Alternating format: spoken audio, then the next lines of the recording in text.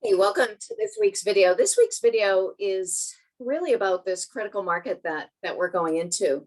Have been one of the naysayers saying, like, I feel like we're going to see more inventory because sellers are going to want to get ahead of what's going on with rates. Haven't really started to see it, and we're in all 50 states. So even across the country, what I'm hearing from my contemporaries is kind of the same thing. Inventory across the board is a big factor.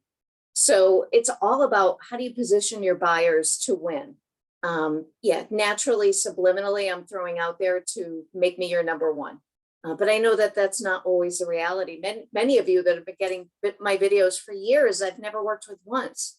And that's okay. You know, I always lead with helping.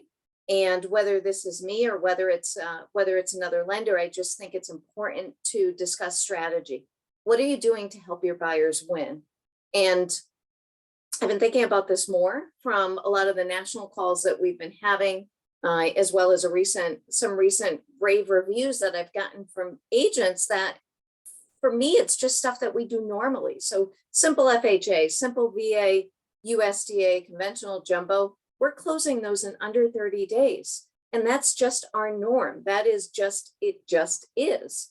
And I think that that's important, that you position yourselves with a lender that can execute and that can execute quickly, because that can oftentimes help if a seller can get their money quicker if they're moving on and need to do something with their proceeds. Having the ability to do upfront mortgage commitments, so that way you can get rid of all the BS in the beginning, and you know that it's solid. Having the lender reach out to the listing agent. If it's a lender that has a good reputation, that's been around, whether they've been around a long time or not, there are some really good lenders that I compete with that are relatively new in the industry that are amazing.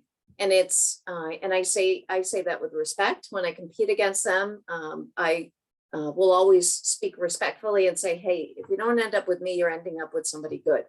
If it's someone that I don't feel that way about, I just kind of won't say a word. So definitely you want to position your buyers to win.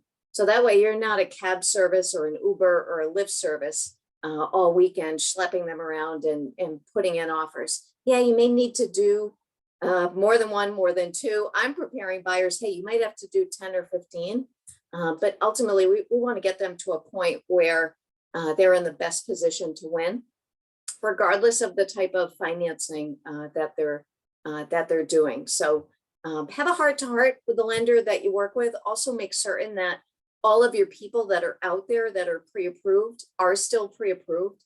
Has their price range changed? Has anything changed that's going to affect what they're looking at? Does your lender offer upfront locking? When you get upfront locking, you know for certain what that price range is going to be. So I hope this helps. If there's anything that we can help you with this weekend, reach out. Make it a great weekend.